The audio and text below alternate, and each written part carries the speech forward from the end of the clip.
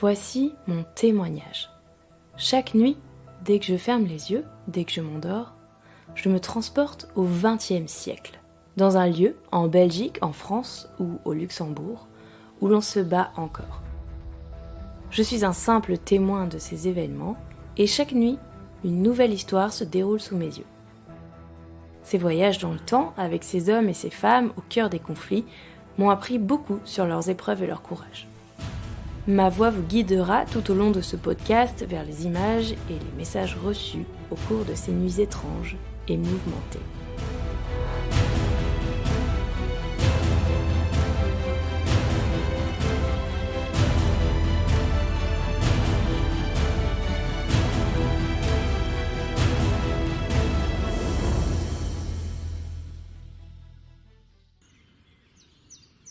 Je suis baignée par la douce chaleur du soleil. Le vent est encore frais, on entend quelques oiseaux au loin. Il ne me manque qu'un bon livre pour en profiter parfaitement. Mes trêves de rêverie, autour de moi, des ordres sont criés. Mes yeux s'ouvrent. Je suis au milieu d'un camp militaire médical situé dans le renfoncement d'une carrière de calcaire. C'est le matin, les hommes portent tous des brassards blancs décorés d'une croix rouge par-dessus leurs uniformes. Ce sont des infirmiers. Ils s'activent autour de la grande tente principale. C'est là que doivent être les blessés. À côté de moi, un grand homme se tient droit, l'air faussement calme. C'est le médecin-chef de ce poste médical avancé. Il regarde la route en terre qui mène à la carrière. Je plisse les yeux pour mieux voir. Au loin, un petit nuage de poussière se déplace vers nous. À mes oreilles, la rumeur d'un moteur.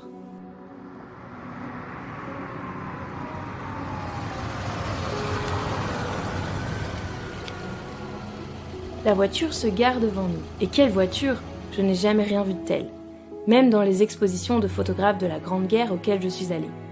C'est une auto classique pour sa partie avant. Mais l'arrière ressemble à une camionnette de livraison.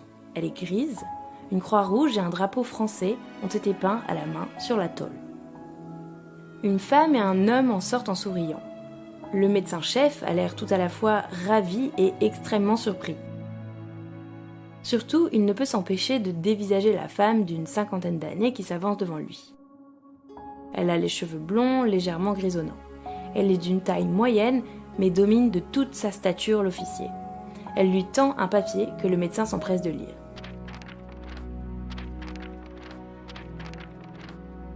Je jette mon regard par-dessus son épaule. C'est un laissez-passer daté du 2 mai 1915. Il autorise Marie Curie et son mécanicien Antoine Rago à rejoindre les ambulances près de la crête des Éparges pour y effectuer des missions de radiologie. Le médecin est bouche bée. Marie Curie se tient face à lui. Il avait eu écho de son travail auprès des blessés de guerre et avait écrit à l'Union des femmes de France pour que lui parvienne un de ses appareils à rayon X. Mais jamais il ne s'était attendu à sa venue ici, à quelques kilomètres seulement du front et de la guerre.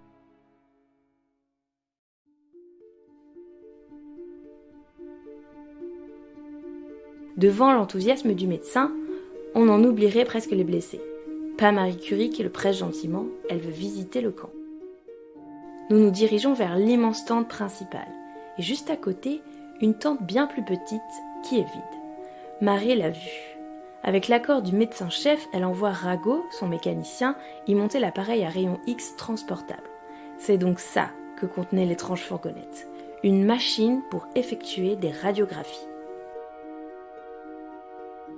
Marie et le médecin continuent leur chemin. Ils entrent dans la grande tente.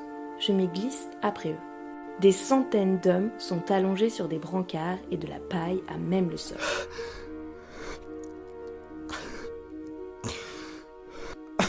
Les infirmiers s'activent autour d'eux pour leur apporter les premiers soins. Panser des plaies béantes. Recoudre des visages arrachés. Un bloc opératoire est prévu pour les blessés en état d'urgence, mais la plupart d'entre eux seront pris en charge après leur évacuation du centre. Malgré les soins apportés, beaucoup de plaies sont déjà infectées. Marie observe silencieusement ce triste spectacle. Elle demande au médecin-chef et un sous-officier d'organiser des visites.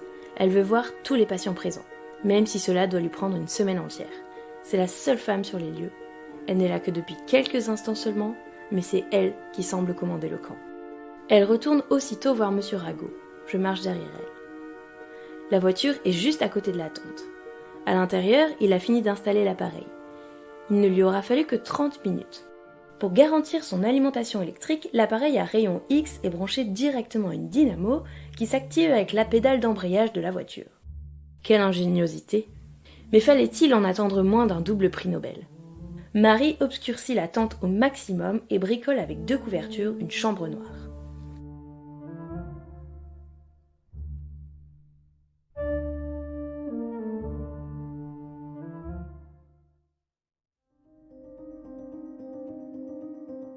Le premier patient arrive déjà.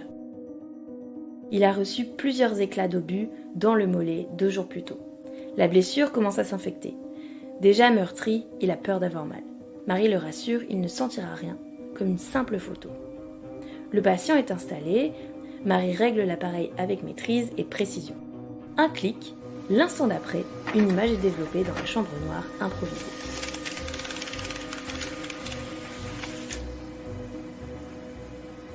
Le médecin n'a jamais vu un tel miracle. Il est émerveillé. Et moi aussi. Marie Curie vient de prendre la radio d'une jambe dans un camp sans électricité, à moins de 10 km des tranchées. Grâce à elle, le blessé pourra être opéré.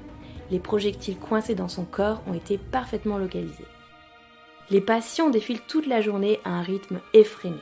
74 seront manipulés aujourd'hui. Au fur et à mesure des heures, et avec l'aide de Marie, le médecin est passé d'observateur à manipulateur. La journée touche à son terme. Je quitte Marie Curie. Dans les jours qui suivront, elle retournera à Paris. Puis elle retrouvera de nouveau les hôpitaux militaires et les fronts pour envoyer du matériel, l'installer et surtout former du personnel. Grâce à ces installations, plus d'1 million de soldats seront radiographiés.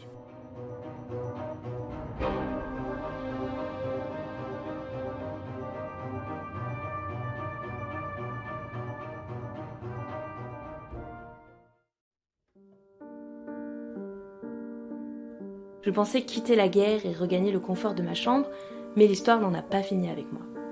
Me voici dans une voiture, déjà frigorifiée. J'ai quitté un doux printemps pour trouver une glaciale soirée d'hiver. La neige tombe abondamment. La voiture n'a rien à voir avec celle de Marie Curie. Ce n'est pas la même époque. Une Jeep d'un militaire américain. Une fine toile recouvre le toit de la voiture et empêche tout juste la neige de s'abattre sur nous. À ma gauche, le conducteur, un GI américain. À ma droite, une jeune femme métisse. Toute petite, à peine 1m50. Heureusement pour elle, elle est emmitouflée dans son imperméable bleu foncé. Sa tête enfoncée dans une écharpe noire faite de grosses mailles. Je n'ai pas cette chance. La voiture tout-terrain passe un panneau, Bastogne. Elle s'arrête sur la grande place carrée de la ville, à côté d'une rangée d'arbres enneigés. La femme sort du véhicule et remercie le conducteur. Je l'accompagne. Elle se dirige vers une maison située dans une petite rue donnant sur la place.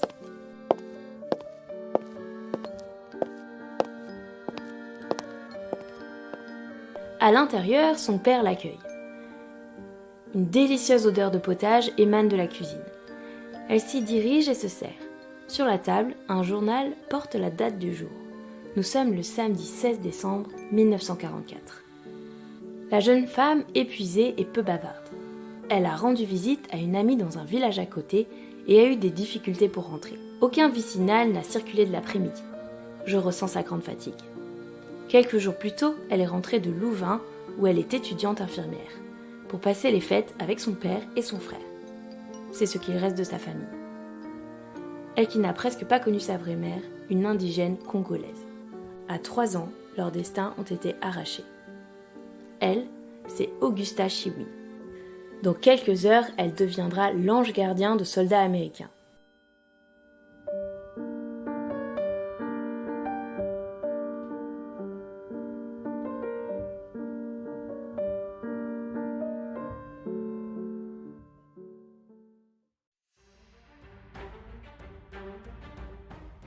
Depuis quelques heures, l'armée nazie allemande a entamé sa dernière grande offensive sur le territoire belge.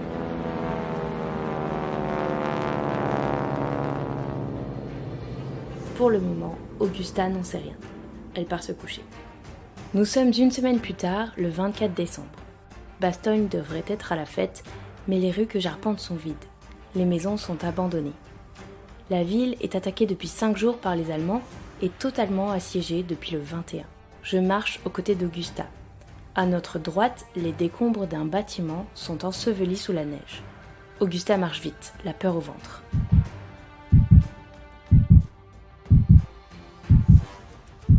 Elle regarde sans cesse vers le ciel. Moi aussi. Nous redoutons les bombes.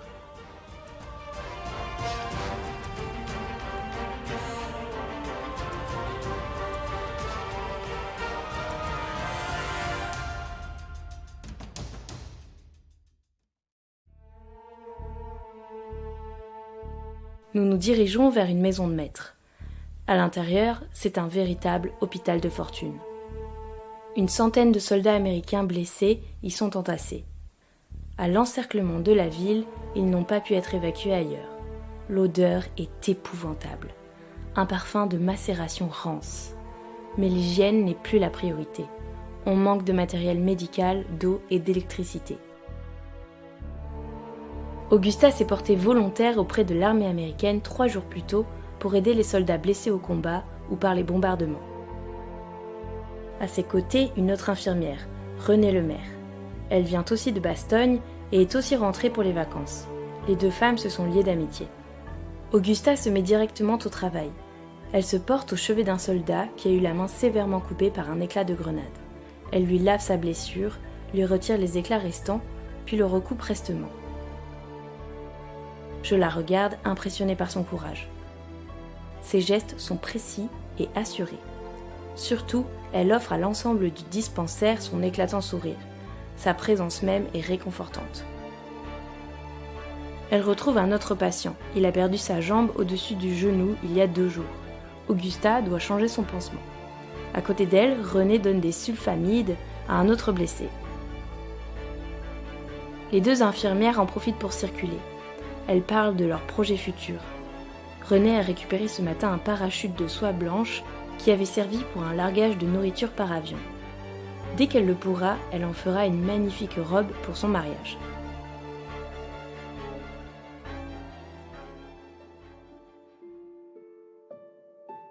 Augusta a fini le bandage.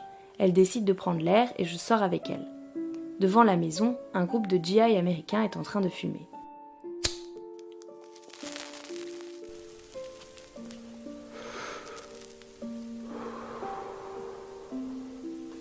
Le médecin-chef du régiment, Jack Prior, est avec eux. Il vient vers nous et nous propose de boire une coupe de champagne dans sa maison. Après tout, c'est la veillée de Noël. La maison est à côté du poste de secours. Le médecin débouche la bouteille et sert le petit groupe. Il porte un toast à Augusta et à Renée, les 2 anges de Bastogne.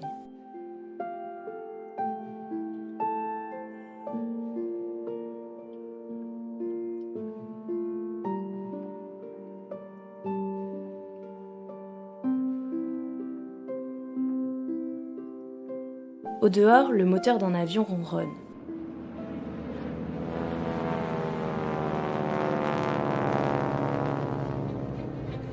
Un nouveau ravitaillement peut-être. En pleine nuit, cela me paraît tout de même étrange.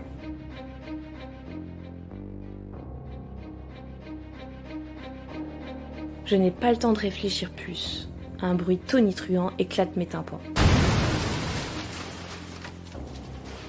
Nous sommes violemment projetés au sol.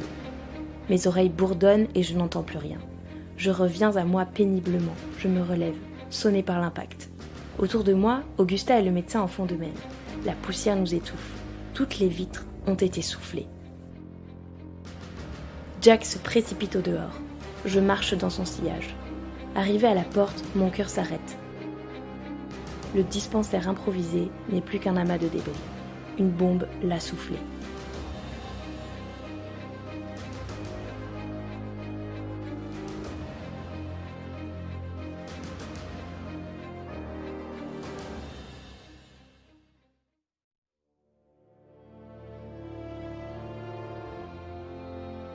C'est un carnage.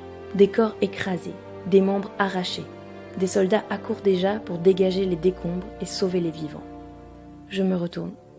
Augusta se tient sur le palier de la maison de Jack et regarde le spectacle. Une larme glisse le long de sa joue.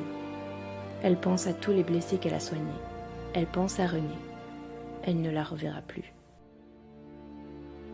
Renée sera rendue à ses parents dans son beau parachute de soie. 2 héroïnes anonymes. Les 2 anges de Bastogne.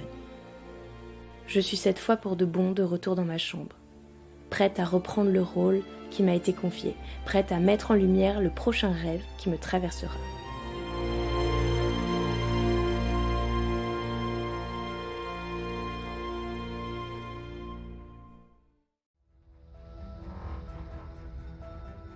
Cette histoire vous a touché ? Alors il est temps de vous rendre sur le territoire de Land of Memory pour vous imprégner de cette aventure sur les lieux mêmes de son déroulement. L'itinéraire Les femmes pendant les conflits est à découvrir sur le site web landofmemory.eu pour visiter notamment le fort de Flémal à Liège, Nurses of Bastogne Memorial et la crête des Éparges.